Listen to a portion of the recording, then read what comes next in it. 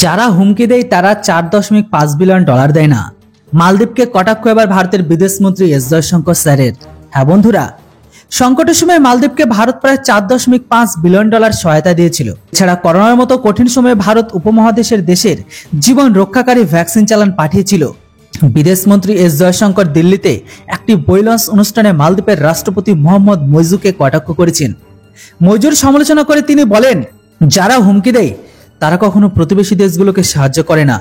তিনি একথাও বলেছেন কারণ মালদ্বীপের প্রেসিডেন্ট মোহাম্মদ মইজু ভারতের বিরুদ্ধে অভিযোগ তুলেছিল, এমনকি বলেছিল ভারত আমাদের হুমকি দিচ্ছে, এমনকি তাদের তা করা উচিত নয়। বন্ধুরা, ভিডিওটি আগে যাবার পূর্বে আপনাদের কাছে আমার ছোট্ট রিকোয়েস্ট, দেখুন আমার যে মেন বড় চ্যানেলটি ছিল যেটা নাম হচ্ছে আপডেট ইন্ডিয়া বাংলা, সেটাতে কিছু প্রবলেমের কারণে আমাকে এখন এই চ্যানেলে ভিডিও আপলোড করতে হবে। এটা ছাড়াও আমি একটি আপনাদের জন্য সম্পূর্ণ নতুন চ্যানেল খুলেছি, তাই আমার মেন যে চ্যানেল সেই চ্যানেল আপনারা এখন কিছুদিন যাবত ভিডিও দেখতে পাবেন না। তাই আপনাদের কাছে রিকোয়েস্ট, আমার ওই চ্যানেলটিতে যেভাবে ভালোবাসা দিয়ে আপনারা অনেক ফ্যামিলি মেম্বারকে বাড়িয়েছিলেন, এমনকি আমার ফ্যামিলির সাথে যুক্ত হয়েছিলেন, সেমভাবে আমার এই নিউ চ্যানেলটিতে আপনারা যুক্ত হয়ে ফ্যামিলির সদস্য হয়ে ফ্যামিলিটিকে বড় তৈরি করুন।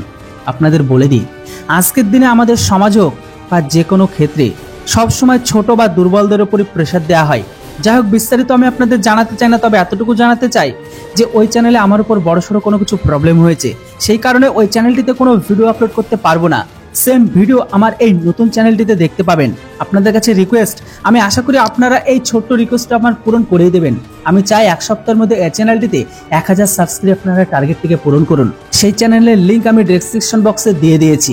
জানি আমার এই ছোট্ট রিকোয়েস্টটি আপনারা কিন্তু অবশ্যই পূরণ করেই দেবেন। উল্লেখযোগ্য এটাই, সংকটের সময় মালদ্বীপকে ভারত প্রায় 4.5 বিলিয়ন ডলার সহায়তা দিয়েছিল।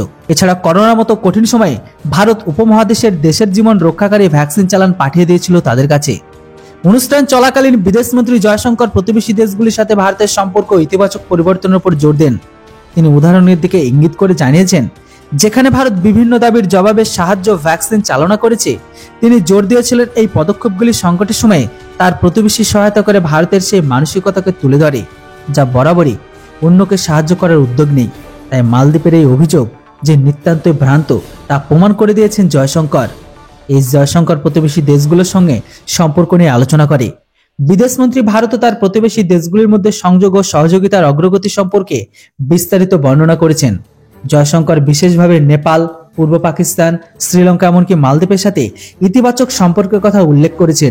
জয়শঙ্করের মন্তব্য, মালদ্বীপের রাষ্ট্রপতি মোহাম্মদ মইজুর পূর্ববর্তী স্টেটমেন্ট প্রক্রিয়ার পাওয়া গিয়েছে। এমনকি মইজু বলেছিল, মালদ্বীপকে হুমকি দিলেও তারা ভয় পায় না।